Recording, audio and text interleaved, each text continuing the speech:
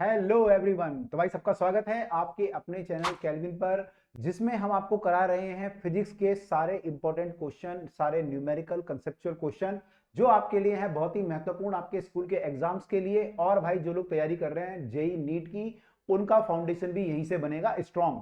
तो भाई हम लोग कर रहे हैं सारे क्वेश्चन एक एक चैप्टर के, हमने टॉपिक वाइज टॉपिक क्वेश्चन करते करते हम लोग पहुंच गए हैं। अब जो हम लोग पहुंच गए मैकेनिकल प्रॉपर्टीज ऑफ फ्लूइड पे हम लोग चल रहे हैं। और भाई जो हम लोग अब करने जा रहे हैं, लास्ट वीडियो में हमने आर्किमिडीज प्रिंसिपल किया था और अब हम सरफेस टेंशन स्टार्ट करने जा रहे हैं। तो आज की वीडियो में हम लोग सरफेस टेंशन के क्वेश्चन करेंगे। सब लोग ध्यान से देखिएगा। और जिन लोगों ने अभी तक हमारे माइंड मैप इंपॉर्टेंट क्वेश्चन की सीरीज और भाई पीवाईक्यू और अदर क्वेश्चन जो हमने आपको कराए हैं, वो अगर आपने नहीं देखे हैं, वन शॉट नहीं देखे हैं, तो भाई अभी जाकर हमारी ऐप पे चेक करें, सारे का सारा वहां पे अवेलेबल ऑलरेडी है। तो अब स्टार्ट करते हैं हम लोग सरफेस टेंशन। सरफेस टेंशन आप लोगों को पता होगा, फोर्स होता है एक तरह का, फोर्स पर मीटर लेंथ होता है इनफैक्ट, जिसको हम बोलते हैं सरफेस टेंशन। और ये कब लगता है? जब कोई लिक्विड के किसी सरफेस के कांटेक्ट में आता है। मान लो लिक्विड और ग्लास का कांटेक्ट हो गया या लिक्विड और स्टील का कांटेक्ट हो गया, तो लिक्विड एक तरह का जो है स्ट्रेचेबल मेम्ब्रेन की तरह बिहेव करता है और अपनी फोर्स लगाता है अंदर की साइड को। तो स्टील को भी अंदर को खींचेगा या ग्लास को भी अंदर को खींचेगा, उसको हम बोलते हैं सरफेस टेंशन। तो देखते हैं सरफेस टेंशन में क्या क्या क्वेश्चन हमारे बनते हैं, कैसे कैसे हम लोग कर सकते हैं। तो पहला क्वेश्चन है, कैसे आप डिफाइन कैसे करोगे सरफेस टेंशन को? हमने डिफाइन जैसे किया था अभी कि इट इज अ फोर्स पर यूनिट लेंथ होता है जो कि कोई लिक्विड जो है सरफेस पे लगाता है। या फिर हम बोल सकते हैं कि it is measured as the force acting per unit length of a line imagine to be drawn tangentially anywhere on the surface of the liquid. मतलब इसका कहने का ये है कि मान लो आप कोई कंटेनर में लिक्विड भर दें, तो इस लिक्विड में कहीं पे भी आप अगर एक लाइन ड्रॉ करें, तो इस लाइन पे क्या होगा, दोनों तरफ से फोर्स लगता है। दोनों तरफ से क्या होता है, लिक्विड इसको अपनी तरफ से खींचता है। तो फोर्स पर मीटर लेंथ जो होगा उसको हम बोलेंगे सरफेस टेंशन। तो एक तरफ का फोर्स लेंगे, कई बच्चे बोलेंगे सर नेट फोर्स तो जीरो होगा, दोनों तरफ से फोर्स लग रहा है। हाँ, तो इस केस में जीरो होगा, अगर बीच में आपने लाइन खींची तो जीरो होगा। लेकिन अगर आप कोने में देखें तो कोने में जो होता है एक ही तरफ से फोर्स लगता है, तो ग्लास पे जो सरफेस पे जो फोर्स लगेगा वो जीरो नहीं होगा। ठीक है, तो वो जो फोर्स होगा वो जीरो नहीं होगा। लेकिन ये फोर्स होता है जीरो। लेकिन जब हम डिफाइन करते हैं तो ऐसे डिफाइन करते हैं कि फोर्स जो होता है एक तरफ का फोर्स डिवाइड बाय लेंथ। ठीक है, तो इतना कॉम्प्लेक्स नहीं जाना, बस आपको ये लिखना है कि फोर्स पर मीटर लेंथ होती है on a imaginary line drawn on the surface of the fluid kept in a container और anything else like, right. Okay, तो ये हमने किया है। अगला क्वेश्चन देखिए सरफेस टेंशन से रिलेटेड क्या है कि एंटीसेप्टिक जो होते हैं, जो आप लोग लगाते हैं कट होने पे, वुंड होने पे, उनका जो है सरफेस टेंशन लो होना चाहिए। क्यों लो होना चाहिए? आप चाहते हैं कि जो जो भी आप ऑइंटमेंट या जो भी आप मरहम लगा रहे हैं, एंटीसेप्टिक लगा रहे हैं, वो जो है आपका फैल जाए पूरा ढंग से, पूरे घाव पे फैल जाए। तो अगर सरफेस टेंशन कम होगा तो ही लिक्विड जो है फैल पाता है। आपको मालूम होगा कि सरफेस टेंशन अगर ज्यादा होता है तो लिक्विड फिर क्या होता है, अपनी ड्रॉपलेट बना लेता है, जैसे मरकरी में होता है। तो अगर सरफेस टेंशन कम होगा तो वो फैल पाएगा। तो हम लोग चाहते हैं कि यहाँ पे फैले। तो इस केस में हम लोग सरफेस टेंशन इसलिए लेस रखते हैं कि वो आराम से फैल जाए। सेम केस पेंट के साथ भी होता है। पेंट वगैरह आप करते हो तो वहां पे भी आप लोग चाहोगे कि पेंट पूरा फैले, तो वहां पे भी आप लोग जो है सरफेस टेंशन को कम रखोगे, ताकि आपके जो दीवार पे पेंट यूज हो कम यूज हो। अगर फैल जाएगा तो कम यूज होगा, फैलेगा नहीं तो फिर क्या होगा, आपको बहुत मेहनत करनी पड़ेगी। तो इसलिए हम लोग वहां पे भी ट्राई करते हैं कि सरफेस टेंशन हमारा कम हो। तो ये लिखा है कि surface tension of the antiseptic leg, तो दे स्प्रेड मोर करते हैं और इससे हमारा घाव जो है जल्दी भर जाता है। अब अगला क्वेश्चन हमारे सामने आया है कि angle of contact of mercury with the glass is obtuse while that of the glass is acute. तो किसी भी लिक्विड का जो एंगल होता है, एंगल ऑफ कांटेक्ट, वो एक्यूट और ऑब्ट्यूज कब होता है? तो देखिए होता क्या है, मान लीजिए कोई लिक्विड है आपके सामने और लिक्विड की ये ड्रॉप है। ये ड्रॉप जो है ये कांटेक्ट में है। अगर आप देखेंगे तो इसमें फोर्स लग रहा है, यहाँ पे लिक्विड है, यहाँ पे सॉलिड है, यहाँ पे एयर है, तीन चीजें हैं यहाँ पे। तो अगर आप यहाँ पे देखें तो यहाँ पे जो है एक तरह का फोर्स लगेगा, क्योंकि यहाँ पे क्या है, एक तरह का सॉलिड और लिक्विड का इंटरफेस है, तो वो फोर्स लगाएगा। एक तरह का फोर्स आपका मान सकते हैं, आपकी यहाँ पे फोर्स लगेगा, एक आपका यहाँ पे फोर्स लगेगा। यहाँ पे आपका क्या है, सॉलिड और एयर का इंटरफेस है, तो यहाँ पे एक सरफेस टेंशन लगेगा जो सॉलिड और एयर के बीच में होगा, सॉलिड और एयर के बीच में। तो टी लिख देते हैं सरफेस टेंशन को। सरफेस टेंशन को एस भी लिख सकते हैं हम लोग, और टी से भी डिनोट करते हैं और सिग्मा से भी डिनोट करते हैं, अलग अलग चीजें होती हैं। तो मान लो मैंने सरफेस टेंशन को यहाँ से टी से डिनोट कर दिया, तो ये सरफेस टेंशन है which is between the air and the solid. ऐसे यहाँ पे एक सरफेस टेंशन होगा जो कि आप बोल सकते हो it is between the we can say air and the liquid. यहाँ पे एयर है, यहाँ पे लिक्विड है, और यहाँ पे क्या है आपका, यहाँ पे आपका सॉलिड और लिक्विड है। तो यहाँ पे सरफेस टेंशन होगा बिटवीन सॉलिड एंड लिक्विड। तो तीन फोर्स आपके काम कर रहे हैं। अब जो ड्रॉप है उसकी शेप इन तीन फोर्सों पे डिपेंड करेगी। तो इस पॉइंट पे आप देखिए तो ये फोर्स तीनों इक्विलिब्रियम में होनी चाहिए, ड्रॉप रुकी हुई है, सब कुछ इक्विलिब्रियम है, तो ये इक्विलिब्रियम में होनी चाहिए। अगर ये इक्विलिब्रियम में होंगे तो इनके हॉरिजॉन्टल कंपोनेंट अगर मैं देखूं यहाँ पे, तो मान लो ये थीटा है, तो हॉरिजॉन्टल कंपोनेंट बराबर होनी चाहिए आपस में, ठीक है। वर्टिकल कंपोनेंट तो हो सकता है वेट वगैरह से बैलेंस हो, लेकिन हॉरिजॉन्टल कंपोनेंट को बैलेंस करने के लिए तीन फोर्स है हमारे पास, तो तीनों को आपस में बैलेंस होना जरूरी है। तो वी कैन राइट की जो टेंशन हमारा होगा एयर और लिक्विड में, इनका कॉस थीटा जो कंपोनेंट बनेगा will be equal to, plus इसको ऐड कर दें अगर हम, T of the air solid, तो किसके बराबर आना चाहिए, इस वाले फोर्स के बराबर आना चाहिए, सॉलिड और लिक्विड के बराबर, ठीक है। तो ये हमारा सरफेस टेंशन बैलेंस हुए। अब यहाँ पे अगर आप cos थीटा की वैल्यू निकालोगे, cos थीटा कितना आएगा आपका, देखो cos थीटा को मैं इसको यहाँ ले आऊँ तो आ जाएगा cos थीटा आपका, इसको अगर मैं यहाँ ले आऊँ तो surface tension solid liquid minus surface tension air solid और divide by surface tension of the air liquid, right. अब ये जो वैल्यू है, ये वैल्यू पॉजिटिव भी हो सकती है, नेगेटिव भी हो सकती है। आपको पता है जो cos होता है वो ऑब्ट्यूज एंगल के लिए नेगेटिव आता है, एक्यूट एंगल के लिए पॉजिटिव आता है। तो यहाँ पे ये वैल्यू जो है मोर देन जीरो और लेस देन जीरो दोनों हो सकती है। अब सर ये मोर देन जीरो कब होगी, ये वैल्यू मोर देन जीरो होगी अगर हमारा क्या होगा, ये चीज ज्यादा होगी, मतलब लिक्विड और सॉलिड के बीच में सरफेस टेंशन ज्यादा होगा तो ये वैल्यू ज्यादा होगी।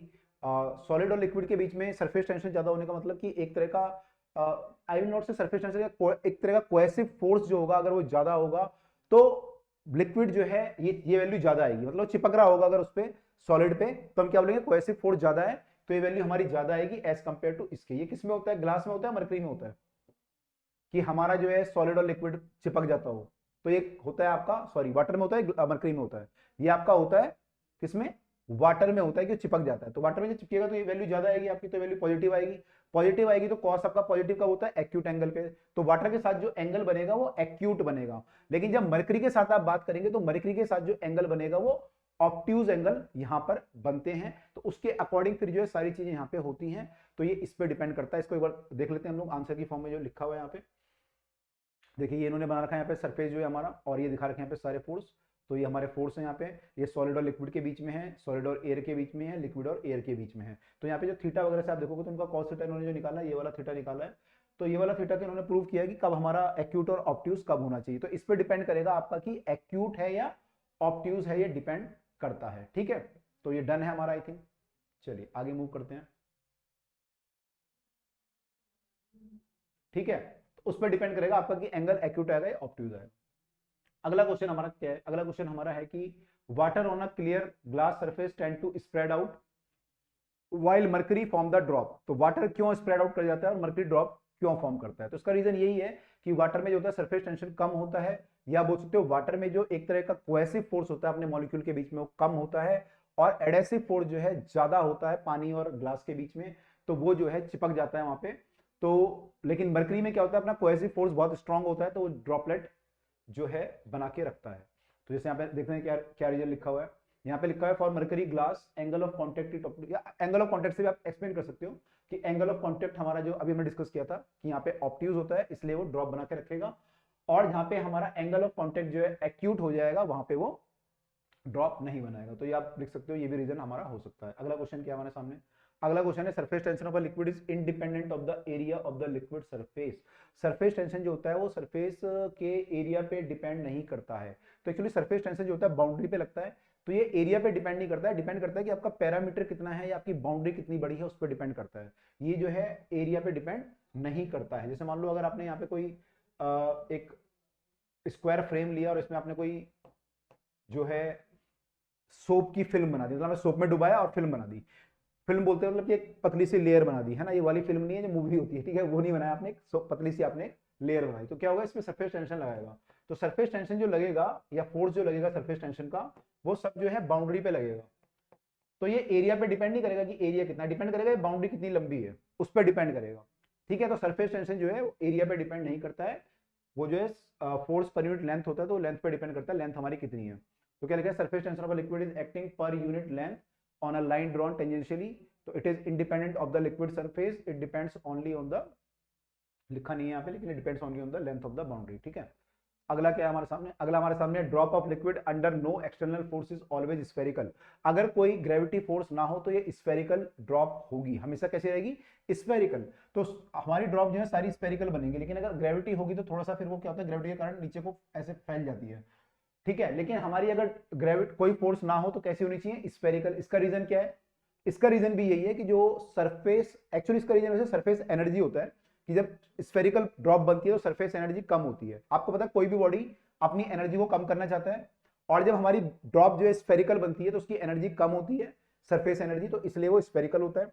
तो वहां से एक्सप्लेन कर सकते हो, अभी आगे पढ़ेंगे हम लोग। या फिर आप सिंपल ये लिख सकते हो कि सरफेस टेंशन जो होता है उसके कारण से स्फेरिकल शेप बनती है, सिंपली आप ये भी लिख के छोड़ सकते हो। तो आप लिख सकते हो सरफेस टेंशन के कारण ऐसा होता है, ठीक है।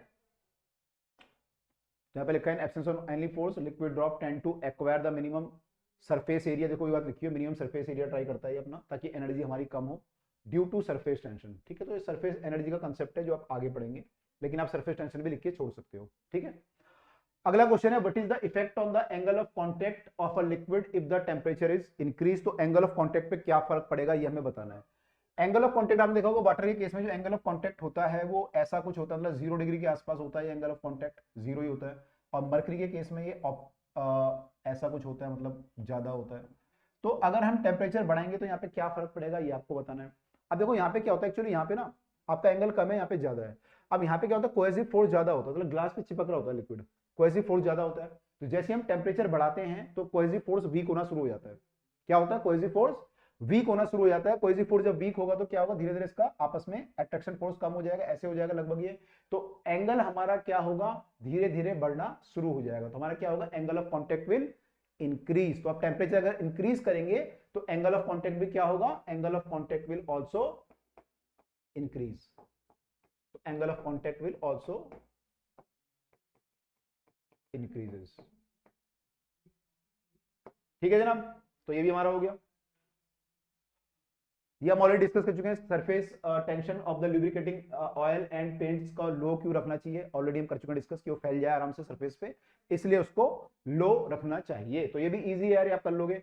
अगला क्वेश्चन है कि show liquid film supporting a weight of 4.5 10 की power -2 newton, what is the weight supported by a film of the same liquid on the same temperature. ये इस केस में कितना उसको सपोर्ट करेगा। तो देखिए दोनों केस में क्या है, कि तीनों केस में क्या है कि ये लेंथ सेम है और ये एरिया डिफरेंट डिफरेंट है। तो आपको पता है सरफेस टेंशन जो होता है वो लेंथ या उसका जो फोर्स होता है वो किस पर डिपेंड करता है, वो केवल लेंथ पे डिपेंड करता है, वो एरिया पे डिपेंड नहीं करता है।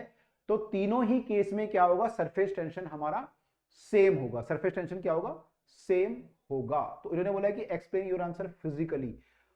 तो अगर आप निकालना चाहो तो क्या कर सकते हो, पहले आप सरफेस टेंशन की वैल्यू निकाल लो। यहाँ पे सरफेस टेंशन की वैल्यू कितनी आएगी, यहाँ पे जो वेट आपका बैलेंस किया हुआ है, किसने बैलेंस किया हुआ है, सरफेस टेंशन इनटू लेंथ, ठीक है। अब यहाँ पे लेंथ लेंगे या 2L लेंगे, तो आपको पता होगा जब ये फिल्म बनती है तो उसके दो सरफेस होते हैं, दोनों तरफ से फोर्स लगता है, आगे से भी और पीछे की साइड से भी। तो 2 बार हम L लेते हैं यहाँ पे, तो इंटू 2 करना पड़ता है। तो यहाँ से आप सरफेस टेंशन निकालोगे W/2L, उसकी वैल्यू आ जाएगी, जो भी वैल्यू आएगी, फिर इसको यहाँ पुट करोगे। यहाँ पे अगर आपको फोर्स निकालना था, फोर्स कितना होगा यहाँ पे, फोर्स यहाँ पे हो जाएगा W surface tension into L, तो सेम है हमारा, तो हो जाएगा W/2L इंटू L। L मतलब 2L लेंगे इस बार भी, यहाँ पे भी 2 फिल्म बनेंगी। तो इस बार भी जो फोर्स आएगा वो W के बराबर आएगा। तो यहाँ पे भी क्या होगा, आपका बराबर वेट ही बैलेंस होगा। यहाँ पे क्या होगा, बराबर वेट ही बैलेंस होगा। तो इसको भी बोल सकते हैं कि हमारा लेंथ पे डिपेंड करता है, क्योंकि केवल तो लेंथ हमारी सेम है, 40 सेंटीमीटर है, ये भी 40 सेंटीमीटर है, तो इसके बराबर वेट को बैलेंस करेगा, जो पहले केस में हो रहा होगा, ठीक है। इसको न्यूमेरिकली इन्होंने सेम बात वही प्रूव की है, W/2L पहले निकाला होगा, फिर उसको जो है फिर मल्टीप्लाई किया होगा, तो सेम आंसर हमारा आ गया, ठीक है। तो इतना करने की जरूरत नहीं है, ऐसे भी कर सकते हो, इतना भी छोड़ सकते हो, कोई इतना मतलब ऐसे भी लिख सकते हो, हमने लिखा था W/2L, फिर उसको मल्टीप्लाई कर सकते हो 2L से। अगला क्या है हमारे पास, U shaped wire is dipped in a soap solution and removed thin soap film formed between the wire and the slider. It support a weight of this much which includes the weight of the slider. तो ऐसा कुछ है, ये एक slider है यहाँ पे, और वो जो है वेट यहाँ पे अपने फिल्म बना दी, और ये जो है एक वेट को सपोर्ट कर रहा है, सारा वेट मिला के स्लाइडर का प्लस इसका वेट मिला के जो वेट है वो कितना है, दैट वेट इज कितना है 1.5 10 की पावर -2 न्यूटन, इतना वेट ये सपोर्ट कर रहा है, ठीक है। अब ये बताना आपको लेंथ ऑफ द स्लाइडर, अगर हमारी 30 सेंटीमीटर है, इसकी लेंथ जो है ये 30 सेंटीमीटर है, तो आपको बताना है यहाँ पे कि सरफेस टेंशन कितना है, ठीक है। तो यहाँ पे क्या होगा, सरफेस टेंशन का जो फोर्स होगा वो किसको बैलेंस कर रहा होगा, डब्ल्यू को। और सरफेस टेंशन का फोर्स कितना होगा, सरफेस टेंशन इंटू लेंथ। अब लेंथ कितनी लेंगे, देवी फिल्म है तो 12 लेंगे।